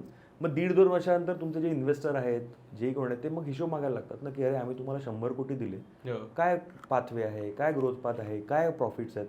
मग ते आपण रेट्रोस्पेक्टिव्हली अरे काम करा करून मग त्यातनं काहीतरी करायचं, मग लोकांना काढायचं, मग कॉस्ट कटिंग करायचं, मग हे सगळे प्रकार. हे तर म्हणजे ॲब्सोल्यूट बुलशिट आहे. म्हणजे ह्या आणि समवेअर अशा कंपनीज कॉल आउट होत आहेत, ही चांगली गोष्ट आहे की लोक बोलत आहेत आणि आता लोकांना माहिती आहे की अशा ठिकाणी जाऊ नये. पण जनरली आज आपल्यासारखा माणूस आहे की जो फारच बेसिक नोकरी करतो आहे आणि नोकरी नाही आहे रे वाईट लार्जली, माझं तर म्हणजे नोकरी वाईट नाहीच आहे. की म्हणजे ती वाईट घडते ह्या सगळ्या फॅक्टर्समुळे जे कंट्रोलेबल आहेत, जे आपण in our head we are thinking की ते कंट्रोलेबल नाही आहे. म्हणजे आपण जे वाईट म्हणतोय ते वर्क कल्चर बोलतोय. करेक्ट. सो नोकरी नाही आहे. तुम्हाला आज कितीतरी अशा फील्ड्स आहेत जिकडे तुम्ही परदेशात हॉलिडेज अफोर्ड करू शकता. लोक जातात परदेशात, फिरून येतात, ट्रॅव्हल करतात. दे मेक शुअर की आम्ही वर्षातनं काही दिवस फिरायला जाऊ. जसं आपण मागच्या वेळेला बोललो होतो की आठवड्यातनं 2दा बाहेर खाणं हे नॉर्मल आहे आज. आपल्या आपण जेव्हा लहान होतो तेव्हा तो इव्हेंट होता की आज आम्ही जेवायला जाणार. हा इव्हेंट होता. कपडे नवीन, आठवडाभर आधी तयारी चालू हो, होती. मग मी पनीर खाणार, मी हे खाणार, म्हणजे obviously it was an event. पण आज तुम्ही बसल्या बसल्या झोमॅटोवर मागवता. आपण बाहेर गेलो, अरे नवीन रेस्टॉरंट चालू झालेलं आहे, चला चेक करून हे नॉर्मल झालेलं आहे. हे फ्रीडम तुम्हाला कोणी दिलं? लार्जली जर आपण म्हणूयात 70-80% नोकरीवाले लोक आहेत, हे फ्रीडम आपल्याला नोकरीनेच दिलं ना. तो पैसा आपल्याला तिथनंच येतो. Stability, confidence, freedom, even freedom to crib about job, हे पण तुम्हाला जॉबच देत आहे. की तुम्ही बसून म्हणता की माझी नोकरी बेकार आहे आणि तुमची कंपनी त्यावर ॲक्ट करत नाही आहे. तुम्ही घरी जाता आणि दुसऱ्या दिवशी यू आर शोईंग अप आणि तुमची कंपनी तुम्हाला तेवढ्याच मुक्त हस्ते वेलकम करते आहे, is also a freedom due to job, right. So ते इग्नोर आपण करतो आहे आणि आपण सेंटरमध्ये काय केलेलं आहे की माझं कल्चर खराब झालेलं आहे, विच इज अ फॅक्ट. हे खोटं नाही आहे.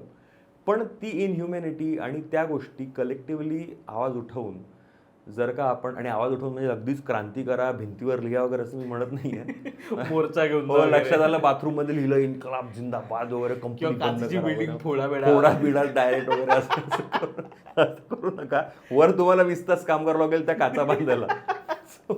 ते नाही, बट समवेअर बऱ्याच कंपन्यांमध्ये आजकाल अनॉनिमस फीडबॅक तुम्ही देऊ शकता. चांगल्या ज्या वेल सेटअप कंपन्यांमध्ये, आणि मी माझ्या कंपनीचं ॲक्च्युली उदाहरण देऊ शकतो कारण I have seen the talent department growing. मी जेव्हा जॉईन झालं तेव्हा कुणीच नव्हतं. अर्थात कंपनी आमची ट्रान्सफॉर्मेशन फेजमधनं जात होती, तेव्हा कुणीच नव्हतं. लिटरली HR इश्यूज हँडल करायला कोणीच नव्हतं. कधी ॲडमिनवाला करायचा, कोणी फायनान्स हेड करायची, ते लोक बिचारे करायचे. आणि मी आज बघतोय एक fully functional team, winning awards, best place to work, आणि ह्या सगळ्या गोष्टी होत आहेत आमच्या कंपनीमध्ये. कारण एवढ्या वर्षात 2-3-4 वर्षांमध्ये इन्व्हेस्टमेंट केली आणि ते खूप, जसं मी म्हणालो की ट्रस्टवर्दी आहेत, जाऊन बोलू शकता, फीडबॅक देऊ शकता. आणि मी बघितलं त्या गोष्टी घडताना. मी जर बोललो तर अनॉनिमसली ती गोष्ट पर्टिक्युलर माणसापर्यंत पोहोचवणे, त्या गोष्टीवर ॲक्ट करणे, त्याला फीडबॅक देणे की तुझ्याबद्दल फ्लोअरवर ह्या गोष्टी चालू आहेत, तुझ्या टीममधनं मला असा फीडबॅक आलेला आहे. बऱ्याच कंपन्यांचे HR करतात. सो ज्या कंपनीजमध्ये ह्या गोष्टी आहेत, अवेलेबल होऊ शकतात, घडू शकतात, माझ्या मते लोकांनी त्याचा फायदा घेतला पाहिजे. आणि जर तू ग्लासडोअर म्हणाला किंवा तिथे खूप सारे पोर्टल्स आहेत, लेट्स से तुमच्या कंपनीमध्ये या गोष्टी घडतच नाही आहेत, मग तुम्ही बाहेर जाऊन ह्या गोष्टी करू शकता की तुम्ही रिव्ह्यू टाका किंवा लिहा. अगदीच म्हणजे एक्स्ट्रीम झालं तर मी नाही म्हणत रिव्ह्यू टाका, उद्या नाही तर रिव्ह्यू टाकायला लागाल, माझ्यावर नाव घालेल, असं नका करू. पण अल्टिमेटली की if you reach to a point की तुम्हाला दिसतं की इनह्युमॅनिटी इज वाईड स्प्रेड, मग ऑफकोर्स जसं बायजूचं उदाहरण आहे किंवा असे बरेच उदाहरण आहेत की जिथे फारच वर्क कल्चर खराब आहे, 2-2 आठवड्यात 3-3 आठवड्यात लोक नोकऱ्या सोडून चालले आहेत. सो मग तुम्ही त्याबद्दल आवाज उठवलाच पाहिजे जिथे पण मिळेल तुम्हाला चान्स तिथे. अदरवाईज तुमचा तेवढा जर सर्कल, तुमचा तेवढा जर बबल तुम्हाला इम्प्रूव्ह करायचा आहे की मला सकाळी 9:30 वाजता कामावर जायची इच्छा झाली पाहिजे, जर का हे अल्टिमेट गोल असेल तर ते करणं इज आपल्या हातात. म्हणजे ते करून घ्या, लोकांना फीडबॅक द्या. आणि जर तू म्हणाला की फीडबॅक 2 वे कधीच नसतो, की लिडरशिपला तुम्ही फीडबॅक देऊ शकत नाही, समवेअर आपण विचार करतो की घाबरतो. मला असं वाटतं नको घाबरायला, थोडं फिअरलेस व्हायला पाहिजे. अगदीच तू येडाच आहे असं हा फीडबॅक नाही आहे, ते जजमेंट आहे. पण always have facts, always have figures, instances घ्या, एक्झाम्पल्स घ्या, इन्सिडेंट्स घ्या आणि त्यांना तुम्ही सांगा की बॉस ह्या वेळेचं वागणं मला नाही आवडलं आणि मला असं वाटतं की दिस इम्पॅक्टेड. मी खूप एक ट्रेनिंग केलं होतं काही वर्षांपूर्वी आणि मला त्या ट्रेनरनी हे खूप चांगलं शिकवलं होतं की फीडबॅक हा इमोशनल असता कामा नये. तुम्हाला ती गोष्ट नेहमी अशी असली पाहिजे की ऑब्झर्वेशन आणि हाऊ डिड दॅट इम्पॅक्ट मी, हे खूप महत्त्वाचं आहे. की काय घडलं आणि त्यांनी माझ्यावर काय परिणाम झाला आणि मी तुमच्याकडनं काय माझी तुमच्याकडनं काय अपेक्षा आहे किंवा तुम्ही हे कसं करायला पाहिजे होतं, हे खूप फॅक्च्युअली आलं पाहिजे. उदाहरणार्थ मीटिंगला मी लेट गेलो आणि मला बॉस म्हणाला तू येडायस का मीटिंगला लेट येतो, is the way to behave. ठीक आहे, सो तू फीडबॅक देताना हे म्हणू शकतो की सर मी ह्या कारणामुळे लेट झालो, I am sorry for that, late होणं इज नॉट ॲक्सेप्टेबल, पण तुम्ही असं असं बोलले, आपले सगळे कलिग्स तिथे बसले होते, मी नेहमी लेट होत नाही, तो एकच दिवस होता मी लेट झालो, तुम्ही मला सेपरेटली फीडबॅक देऊ शकत होते, त्या गोष्टीमुळे मला वाईट वाटलं, मला ते आवडलं नाही आणि somewhere I was put down in front of my team. So that's how it impacted me, that's how it affected me. So my feedback to you is don't do this again. Right. So तुम्ही एक proper स्ट्रक्चरनी जर तो feedback दिला तर त्याला ऐकायचं असेल ऐकेल, नसेल ऐकायचं नाही ऐकणार. जर तो नाही ऐकला आणि त्यांनी कंटिन्यू केलं then you also have higher ups. आणि खूप लोकांना तो फीडबॅक देता येत नाही आणि मग तो क्रिटिसिझम होऊन जातो. म्हणजे तोच तर मेजर डिफरन्स आहे ना, फीडबॅक द्यायला जातो आणि तो क्रिटिसिझम वाटतो आणि मग you are in a very difficult and different position जिथं तुम्हाला डिफेंडही करता येत नाही. आणि feedback should be about the fact किंवा त्या इन्सिडेंटबद्दल असं पर्सनबद्दल म्हणजे तुम्ही वाईट वागलात माझी, हा फीडबॅक नाही असू शकत. सिच्युएशन बेसिकली काय होते आणि त्या सिच्युएशनमध्ये आपण कसं रिॲक्ट केलो, रिॲक्ट झालो, ते खूप महत्त्वाचं. आय थिंक जॉब वाईट नाही आहे, त्याला आपण बेटर कसं करू शकतो bye eliminating all the inhuman things. मला तू जे म्हणालास ना ते खूप इंटरेस्टिंग वाटतं की फीडबॅक ॲट अ इनिशियल स्टेजच द्यायला चालू केलं पाहिजे. कारण आपण खूप इथं येत नाही ना तोपर्यंत आपण बॉसला सांगत नाही. आपण सुरुवातीला जर सांगितलं की जर सुरुवातीला आपण सवय लावली की मी सॅटर्डेला काम करू शकतो, एखाद्या वेळेला काम करणं ठीक आहे, पण प्रत्येक सॅटर्डेला तुम्ही ओके आहात ऍक्सेप्ट करायला लागला अवघड. इनिशियलीच सांगता आलं पाहिजे की नाही सर माझं हे असतं, नाही जमणार किंवा तर ते होणार. अगदीच इथंपर्यंत सांगितलं तर मे बी ते break make or break situation तयार होते. तुम्ही तो ब्रिजच तयार करत नाही ना कम्युनिकेशन. आणि इनह्युमॅनिटी आपण आपल्या ॲडव्हान्टेजसाठी पण वापरू शकतो. आता हे जे आहे की जनरली हे ट्विस्ट केलं जातं कंपन्यांमध्ये की अरे तू रेडी नाही या वीकेंडला काम करायला, अरे तू मेहनत करशील तर तुला प्रमोशन मिळेल वगैरे. सो तुम्ही तिथे फॅक्च्युअली आणि ऑब्जेक्टिव्हली वागू शकता ना, नाही मी सोमवार ते शुक्रवारमध्ये तुम्हाला हे काम करून देईन आणि वीकेंडला काम करायला नाही आहे. म्हणजे जसं वर्क लाईफ बॅलन्स आहे, मला आता सध्या तो इंटरेस्टिंग खूप वाटतं की जो एक different perspective on work life balance आहे की ते कधीच तुम्ही 9 ते 5 काम आणि 5 नंतर आयुष्य हे आजच्या काळात नाही करू शकत. You have to manage how do you want to plan it. आणि मी ते खूप करतो कारण मी अतिशय प्रोक्रॅस्टिनेटर आहे. मला काम आज म्हणजे आज होतच नाही, मी डेडलाईनच्या 2 तास आधीच कामाला सुरुवात करतो. सो बरेचदा असं होतं की मी वीकेंडच काम करतोय, पण मला माहिती आहे की तो माझा कॉल आहे कारण मी ते प्रोक्रॅस्टिनेट करत इथपर्यंत आलेलो आहे. सो कधी कधी असं आहे की मला ऑफिसमध्ये काम करायची इच्छा होत नाही आहे समजा, तो मी माझ्या बॉसला सांगून घरी जातो की मी नाही करेन, मी घरनं काम करतो, मी जरा चिल करणार. पण मी ते जे वाया घालवलेले वेळ आहेत मग मला माझ्या वेळेतनं तो वेळ द्यावा लागेल ना. So that is how you try to balance hit the balance की मी घरच्यासाठी पण कसा वेळ देऊ, मी कामासाठी पण कसा वेळ देऊ. जसं मी रात्रीच काम करू शकतो, माझ्या 2 मुली असल्यामुळे त्या अजिबातच काम करू देत नाही. सो मला जर का एखादं प्रेझेंटेशन संपवायचं तर मला रात्री 11 वाजताच बसावं लागतं त्यांना झोपवून, मग मी ते 11 ते 5 मध्ये संपवणार. तो माझा कॉल आहे. आता कंपनीने नाही मला म्हटलं की तू 11 वाजता काम करून मला दे, मला माहिती आहे उद्या द्यायचं आहे. सो मी आज रात्रभर बसून केलं. हां, आता त्यासाठी I go through emotional turmoil, पण again because we are humans. मग मी चिडचिड करणार, शिवाय घालणार, जॉबच बेकार आहे, जॉबच वाईट आहे वगैरे, पण ते सुपरफिशियल आहे. माझ्या दिवशी तो एक माझा मित्र ॲट वर्क प्लेस खूप इंटरेस्टिंग म्हणाला की when you go through this the only thing that you will remember later is the success that you get out of this. The pain is temporary.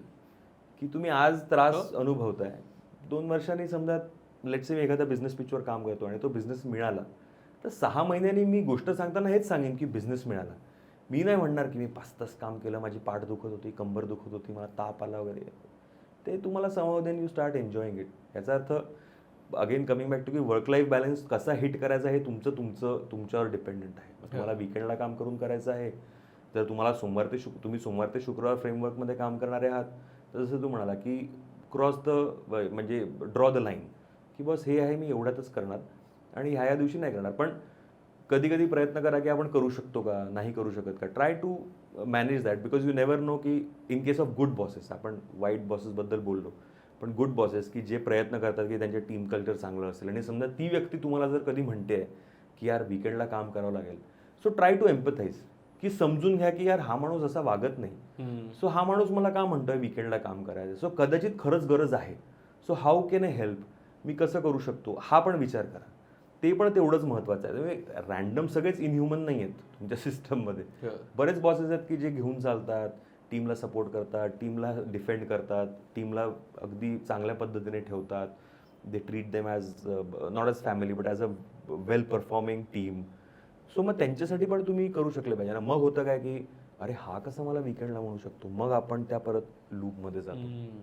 So चांगल्या बॉसेसला celebrate करणं आणि वाईट बॉसेसला report करणं, I think this would probably be a solution. की वा काय काय thought आहे. मला आता जॉब्स बद्दलच बोलतो आणि त्या मार्केट्स बद्दल एक खूप नवीन जनरेशनच जॉब मार्केटमध्ये येते, ते म्हणजे जेन्झीज. राईट. म्हणजे आपण कदाचित ती लोक आहेत की त्यांनी बेटर वर्क एन्व्हायरमेंट पाहिलं आणि नंतर त्याचा टॉक्झिक होताना पाहिलं आणि मग आपला तो डिफरन्स स्टार्क जाणवतोय की अरे बापरे हे काय झालं, हे आधी चांगलं होतं, मग आता माझ्याकडनं खूप कामाच्या अपेक्षा झाल्या वगैरे. आपण स्वतः ते एक्सपिरियन्स केलं म्हणून आपल्याला ते असं जाणवतंय. पण हे जेन्झीज जे आत्ताच किंवा ते आत्ता एकदम नवीन नवीन जॉब मार्केटमध्ये आलेली लोक आहेत, ते तर हेच बघतायत. म्हणजे ते आल्या आल्या त्यांना दे आर बंबार्डेड विथ वर्क आणि त्यांना असं 20-20 तास कामं करायची आहेत आणि मग सुधरत नाहीये आहेत एकतर खालच्या पोझिशन्सला, कारण एक्सपिरियन्स नाही आहेत. इंटर्न्स पासून खूप लोक काम सुरू करतात किंवा ज्युनियर पोझिशन्सला सुरू करतात. आणि ह्या सगळ्यातनं ना एकतर ते थोडं एक चकाचौंध पण आहे. म्हणजे आपण कामं करायला लागलो किंवा ज्या काइंड ऑफ वर्क एन्व्हायरमेंट्स पाहिले ते काय आत्ता सारख्या पॉश काचेच्या बिल्डिंग आणि असं फॅन्सी कॅफेज, असं हे सगळं कल्चर असं काही नव्हतं. म्हणजे काम होतं, घरी जायचं, हे करायचं. आपण त्या ट्रान्झिशन होताना बघितलंय. आता हे जातातच अशा काचेच्या बिल्डिंगमध्ये जिथे त्यांचा इनहाऊस बरिस्ता आहे, कॉफी स्टेशन आहे आणि मग त्यात कुठली कॉफी येते इतकं पर्टिक्युलर माहिती असतं आणि प्लस कामाचं प्रेशर. तर ज्यावेळेस या सगळ्या गोष्टी जॉब मार्केटमध्ये होतात की जिथे you are not given enough opportunities, you are not treated as a human आणि plus you are expected to do lot many things that your role asks for. तर डू यू थिंक की ही लोक तरी पण जॉब मार्केटमध्ये राहतील? कारण मग हीच प्रायमरी लोक आहेत जी आता खूप जास्त स्टार्टअप्सकडे वळतात. म्हणजे आता 15-15, 16-16 वर्षांची पोरं आहेत जे असं एक कुठेतरी इंटर्नशिप करतात आणि म्हणतात की नाही, it did not workout for me आणि मी आणि माझ्या मित्राने मैत्रिणीने काहीतरी एक जॉब सुरू, हे स्टार्टअप सुरू केलं आणि मग परत त्यांचं फेलियर रेट पण आहे. त्याच्यामुळे एकतर ते त्या जॉबमध्ये मार्केटमध्ये जाऊन काही एक एक्सपिरियन्स घेत नाहीत, तिथे काही खूप काळ टिकत नाहीत आणि लगेच सगळ्यांना स्वतःचं काहीतरी करायचं. तर त्या सगळ्याबद्दल, कारण अल्टिमेटली ते जॉब मार्केट रन व्हायला जास्त लोक त्या जॉब मार्केटमध्ये परत पण यायला लागतील ना. म्हणजे आपण होऊ एका काळानंतर रिटायर, पुढची जनरेशन पण त्या मार्केटमध्ये आली पाहिजे to sustain. So how do you think all of that? Sorry, मला एकच वाक्य म्हातारा झाल्यासारखं वाटतं. मी नाही आहे म्हातारा, मी जेन्झी ऍक्च्युली. तुम्हाला सांगतो मित्रांनो, मला हा प्रश्न यासाठी विचारला कारण जेन्झी पॉईंट ऑफ व्ह्यू त्याला हवा आहे. सो मी देतो Gen Z point of view. Coming back to the question, मला वाटतं की ते घडेल कारण over the period of time आपण तशी उत्क्रांती होत आली आहे, राईट, इव्हॉल्व्ह होत आलो आहे. आता कामाचं स्वरूप आपल्या आईवडिलांच्या काळात वेगळं होतं. म्हणजे वडिलांना बॉसनी शिव्या घालणे हे खूप नॉर्मल होतं. म्हणजे केबिनमध्ये बोलवून काय तुम्ही करताय, लाज वाटते का तुम्हाला वगैरे, हे खूप नॉर्मल होतं. म्हणजे मी माझ्या बाबांच्या तोंडूनही ऐकलं. मग कुठेतरी आपली जनरेशन आली आणि मग आपण ह्या गोष्टी कॉल आउट करायला लागलो. सो आता नाही, you praise in public, give feedback in private वगैरे, हे फालतू गोष्टी चालू झाल्या, चांगली गोष्टी चालू झाल्या. नाही, मी गंमत करतो बरं का, आता परत तुम्ही घ्याल माझी. सो तुम्ही कौतुक करा पब्लिकमध्ये आणि मग फीडबॅक द्या प्रायव्हेटमध्ये, हे चालू झालं. सो एक सिस्टम म्हणून आपण उत्क्रांत होत चाललो आहे. सो आता जे जेन्झीज करतायत ना, सो आता आपण कस्पवर आहोत इन टर्म्स ऑफ, कारण मॅक्सिमम वर्कफोर्स हा अजूनही मिलेनियल्सचा आहे आणि जेन्झीज आता म्हणजे इन्फ्युजन ऑफ जेन्झीज चालू झालेला आता हळूहळू यायला लागलेत. सो आता आपण डिस्कवर करतोय की म्हणजे I am not vibing today so I won't come to the work वगैरे. हे मिलेनियल बॉसेसला झेपतच नाही. वायबिंग टुडे म्हणजे काय? अरे माझ्या टीम मधल्या मी काही पोरींना बोलताना ऐकतो, मी म्हटलं तुम्ही के वगैरे लिहून पाठवतात. म्हटलं त्याच्या आधीचा ओ न लिहून किती वेळ वाचलं? मग फिता काबाल चालला का म्हटलं तुम्ही, एवढा वेळ वाचून करताय काय? पण सॉस बीस काय बोलतात आजकाल मला काही कळत नाही ते. पण आता हळूहळू मिलेनियल लोक आहेत जे त्याला रिॲक्ट आणि रिस्पॉन्ड करतायत. म्हणून अचानक परत बघशील तर ह्या एक गोष्टी ज्या एक्सप्रेस होत आहेत ह्या यासाठी होत आहेत कारण हा एक्सप्रेस करणारा जो क्लास आहे तो मिलेनियल क्लास आहे. की माझ्या टीममधलं जेन्झी असा बोलला, माझ्या टीममधलं जेन्झी तसं बोलला, काय फ्युचर आहे मला माहिती नाही वगैरे. काही गरज नाही, तू विचार नको करू फ्युचरचा. Ultimately we will evolve. जेव्हा 100% वर्कफोर्स हा जेन्झीजचा होईल तेव्हा त्यांच्या पद्धतीने काम चालेल. ते त्यांची इकोसिस्टम तयार करते. तर ती बिल्ड होईल त्यानुसार आणि वर्क एजाईल आहे, फ्लेक्सिबल आहे, सो त्यानुसार ती गोष्ट होईल. Same आपल्याबद्दल आपल्या आई वडीलच म्हणत हो, होते. आणि we will check out in few years की झालं मग काय वरून तुम्ही बघा जेन्झीजला किती नावं ठेवायची आहेत ती. सो ही जनरेशन अशी होतच जाणार, राईट. सो तर मला नाही वाटत की त्याच्यातनं काही म्हणजे त्या गोष्टीतनं बदलतील किंवा एक्सपेक्टेशन. आता कमिंग बॅक टू जे तू म्हणाला की हा एक क्लास आहे की जो स्टार्टअप्सकडे, फ्रीलान्सरशिपकडे, सेल्फ एम्प्लॉयमेंटकडे जास्त वळतो आहे. सो मी त्यासाठी उलट त्यांचं कौतुक करीन, कारण की जे आपल्यात नाही आहे ते त्यांच्यात आहे, ज्याला म्हणतो आपण रिस्क टेकिंग अबिलिटी. की आपण खूप घाबरतो ह्या सगळ्या गोष्टी करायला, कुठली पण गोष्ट करायला, पण ही जनरेशन त्या मानाने एवढी भित्री नाही आहे. मी करून बघतो, मला त्यांचा ॲटिट्यूड आहे, फेल झालं तर झालं पण मला हे करून बघायचं आहे, मला करायचं, फ्रीलान्सर बनवून व्हायचं आहे, मला स्टार्टअप करून बघायचं आहे. मग त्यातले 90-95% हे फेल होणारच. आणि जे तू म्हणाला की जॉब मार्केटमध्ये हे लोक अवेलेबल राहतील का, तर राहतील. आता जर आपण ब्रॉड नंबर्स बघितले, सो रिव्होल्युशन घडवणारे हे 2 ते 4% लोक आहेत. आज आपण मार्क झकरबर्ग किंवा तुझा तो स्टीव्ह जॉब्स, वॉझनिॲक किंवा हे बेझोस असा, अल्टमॅन बेझोस असा, झाला किंवा अल्टमॅन जपिंदर गोयल झाला, अमन गुप्ता झाले, हे तू आपण बोटावर मोजणारेच लोक आहेत. हो. सो हे आपण असे 1, 2, 3 मोजले तरी 14, 28 लोक असतील, आणि हे मोजले तर 10 लोक असतील. पॉइंट इज की कलेक्टिव्हली आपण ॲव्हरेजच आहोत. सो जेन्झीजमध्ये पण कलेक्टिव्हली ॲव्हरेज पॉप्युलेशन आहेच आहे, who are dependent on safe secure ways of earning. So job मार्केटमध्ये अवेलेबल नेहमी राहतील. सो जग पुढे चालवणारे हे 2 ते 5% लोक आहेत की जे इव्हॉल्व करतो. आज आपण बसून आपण ह्याच्याकडे बघतो, तो एनव्हिडियाचा, मला नाव नाही आठवत आहे आता, जो फाउंडर आहे त्याचा, पण अशा लोकांकडे बघतो की अरे पुढे काय, आम्ही बसलो बाबा, काहीतरी ट्रेंड द्या, आम्हाला बोलायचं आहे याच्यावर, आपला विषय हा आहे, आपण ट्रेंड नाही बघणार, तुम्ही ट्रेंड सांगा, मग आम्ही त्याच्यावर अक्कल पाजळतो, हा आपला झोन आहे. सो ट्रेंड शोधणारे हे 4-5% लोक आहेत. कलेक्टिव्हली 95% लोक आपण त्यांच्या भरोशावरच चालतो. त्याच्यामुळे जेन्झीज एक्सप्लोर करत राहतील, पण त्यातले handful will go and change the world, rest of the guys will follow, असा माझा एक पॉईंट ऑफ व्ह्यू आहे. ऑलमोस्ट टू कन्क्लूड, म्हणजे आपण शेवटाकडे चाललोय की परत पहिलाच प्रश्न शेवटी, जॉब वाईट असतो का? तरी मला नाही वाटत जॉब वाईट असतो. मला वाटतं जॉब सारखी सेन्स ऑफ सिक्युरिटी नाही आहे, फ्रीडम नाही आहे, आणि तुम्हाला तुमच्या आयुष्याला, आणि आज जुना काळ राहिला नाही ना की जिथे पैसे कमी मिळतात, आज बक्कळ पैसा मिळतो. म्हणजे IT वगैरे क्षेत्रात जसे मी परवाच तो एनव्हिडियाचा हेडलाईन वाचली का व्हिडिओ बघितला का, तो माणूस म्हणाला की त्यांच्या कंपनीचे 70 का 80% लोक मिलेनियर्स आहेत. 70-80% वर्कफोर्स बोलला तो, असं नाही म्हणाला की हँडफुल ऑफ पीपल. सो तेवढे पैसे लोकांना मिळत आहेत आज, आणि बक्कळ पैसा कमवत आहेत. सो तेवढा फ्रीडम राहून एवढा बक्कळ पैसा कमवणं. मग आता वेल्थ क्रिएशन कसं करायचं हे तुम्ही तुमचं बघा. मग छोट्या तुमच्याकडे इतका पैसा असेल, सो लहान स्टार्टअप्समध्ये इन्व्हेस्ट करणं पण तुम्हाला ऑप्शन आहे.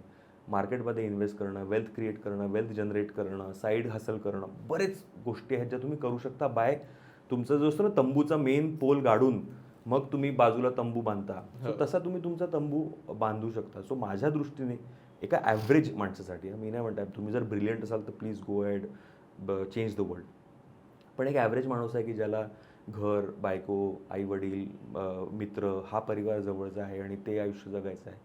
सो माझ्या दृष्टीने नोकरी अजिबात वाईट नाही आहे. आणि बिझनेसकडे, कारण सोशल मीडियावर त्या गोष्टी ग्लोरिफाय होत आहेत म्हणून जाणं इज रॉंग.